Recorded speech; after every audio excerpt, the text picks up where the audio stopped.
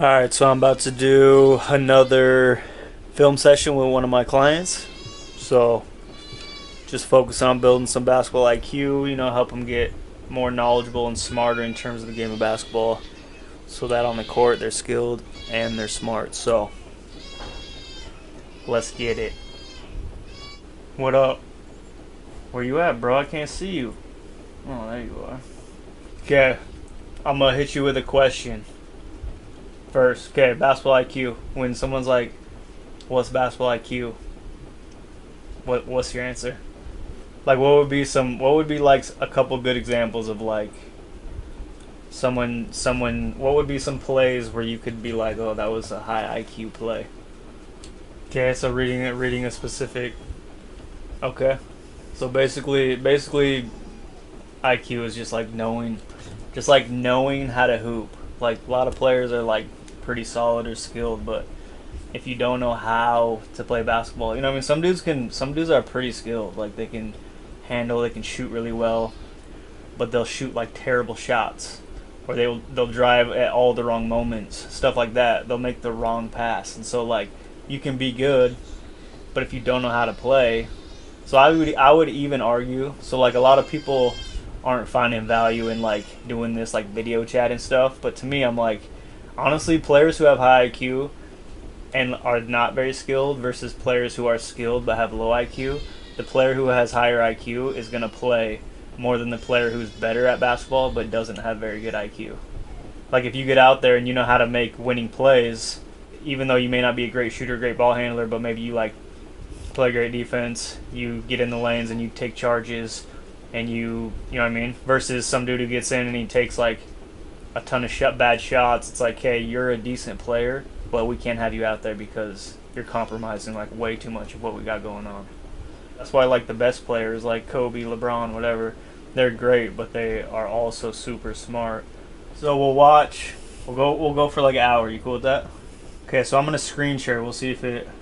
So you're gonna see my screen. Okay, we're gonna start with some pick and roll. Tell me like if this is choppy on your screen. Is it skippy or is it clear? Okay. Here, let me just call you back from my phone real quick. Yeah, so I'm on my phone, so you're about to see. Can you see my screen? Yeah, so we'll see how your pick and roll. We're just gonna go over some stuff that like you may or may not know. You may already know like the business, but some of this stuff just might open your eyes to like, oh dang. Okay, so on pick and rolls, like what do you think that, like what is he looking for? When you come off the pick and roll, like we won't even play it yet. Like how are you gonna, what do you feel like the reads are? Okay, so this is super fast, right? So he makes this pass. You're probably like, bro, I don't even. You probably have no idea in that speed, like what's going, like why he would make that pass, right? He's just like throwing the ball. You're like, oh cool, he hit an open dude. Okay, so if you slow it down, so he comes off the pick, so the guy helps, right? So you don't even worry about these first two dudes. So you're not even worried about the guy you're guarding, and you're not even worried about the screener or the other guy, really. You're worried about, so the back guy, the back left guy who's guarding that back corner, right? Yeah. So when Curry comes off the screen, now they're both coming to Curry, especially because Curry's a great shooter, so a lot of dudes are going to have to come up because he can shoot so well. So now Curry reads that back guy. If that back guy comes to the roller, the guy who sets the screen, then you're gonna hit that corner guy. But if the screener stays in the corner, then it's easy to hit the roller guy, and he just gets you. You know what I mean? Because like IQ, like you're talking about defense. So defense has principles. You've probably played shell drill your whole life. You know what I mean? We work on help defense. Yeah. Every team, it's always the same. Like where the help spots are. So as an offensive player, you can basically know where the help side's going to be when you do certain things. You know what I mean? If I drive here, so that's why getting in the middle is so like lethal, because you get in the middle, everybody kind of has to collapse, and then you can find your teammates, right? Okay, he comes off this one. What's the read right here? Well, so you're looking at like the back guy, right? The help side. So what's the help side? What the help side defenders do? Yeah, where's he going here? Like where's he going? The play's right here. Like, where's the right pass right here? So which one is it right now? So which one is it? Cause why?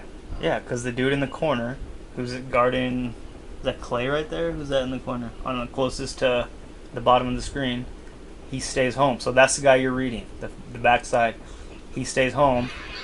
Draymond's there. So then Draymond catches it. Draymond can either, so this is when Draymond becomes a beast, because now he can either take it and score if that's the read, or if Clay's guy helps way too much, then he just throws it to the corner for 3. Yeah? Yeah, double screen. Because I haven't really had enough time yet. So the guy switches. Okay, so they're both guarding Steph, so you see, like, when everyone helps, so the guy in the middle who's guarding the guy in the key, right? He slides over and he guards the guy that's at the free throw line. Then you got that back guy. There's always one guy who has to choose between 2 people. And the play is always which guy is he cheating on, and you go to the guy who's not. It's honestly like really simple reads. It's just players, a lot of people just like don't understand. Like, so I don't even know where he's gonna go right here. I would assume he'd throw it to Bogut right in the middle, the guy who's in the key, or to the guy that's just like at the top of the key.